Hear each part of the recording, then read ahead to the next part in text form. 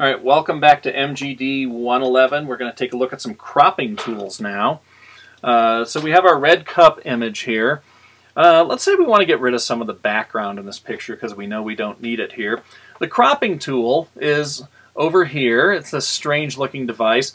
Now if you've ever used, if you were a graphic designer before the computer era, we used to use this strange little device here to proportionally crop a photograph. I mean, it was a physical tool that you held. It was kind of like a slide rule squared.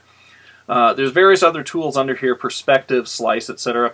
We're not going to look at those just yet, but let's take a look at the crop tool. What does it do? Well, if I just go out here and draw a line here, I get this weird looking grid. What can I do with that? Well, if I hit return, it crops the image. Now, when we crop an image, and this is really important, you notice it got a lot smaller around the edges here.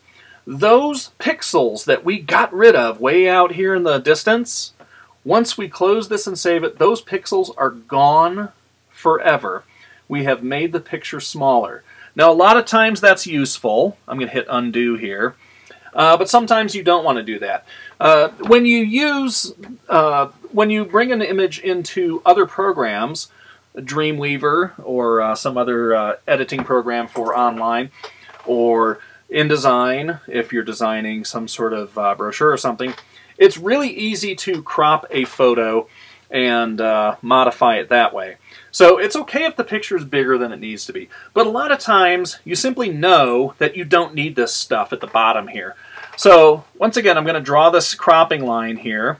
And, oops, I kind of messed up where I wanted to. I don't need that much stone here. This is okay. Watch this.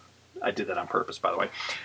If I grab the corner of this thing, see that bold corner there? You notice I got this little arrow thingy here. If I zoom in on it, it sort of crops, it makes the crop smaller. So I can actually grab the sides or top and bottom.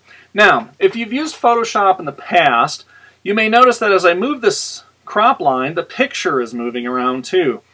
A lot of people, myself included, find this very disorienting.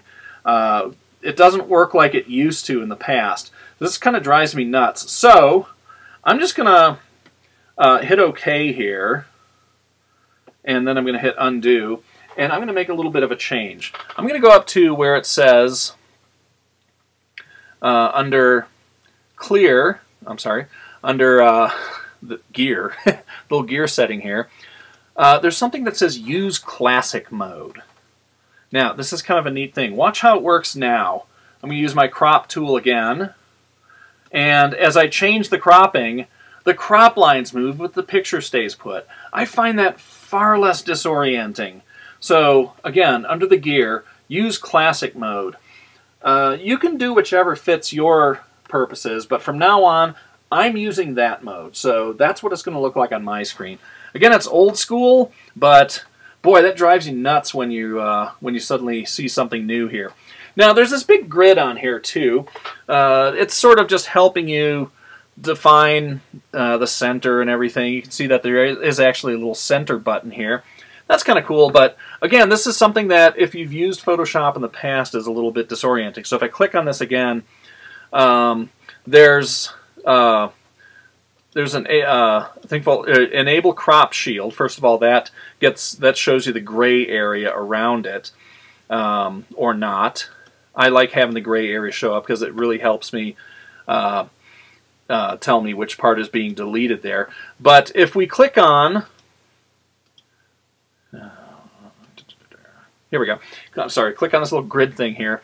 We have different options for grids here. We can look at a diagonal grid. That's fairly new. I don't know why you'd use that. It looks like the Union Jack. But the rule of thirds is the old one that we used to use. Now, if you've ever taken a photography course or something, the rule of thirds is a photographic principle that allows us to, it tells us don't center something of visual interest. Try to put it over to the right by a third of the picture, or left, or up or down by a third of the picture. So this kind of helps us take visual interest and see if we can maybe put it off center a little bit and make it a little more interesting. It's just kind of neat to have. So that's kind of a cool part of the cropping tool. Now, Another option we have here is you'll notice when I move the cropper outside of here, hey, we got this weird little arrow. What's that doing?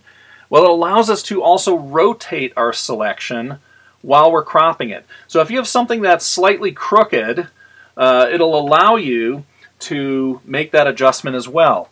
Now watch what happens here. This cup's sitting a little crooked here. I'm going to line this up here against the top of the cup. Try to get it perfectly centered on there. Great. Now I'm going to expand it. And when I hit return, watch, it's going to crop and rotate. So it cropped and rotated the picture.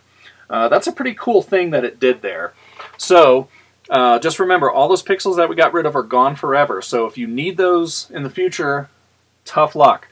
So use the cropping tool sparingly, but crop out what you don't need. Let's stop here and we'll look at some additional material.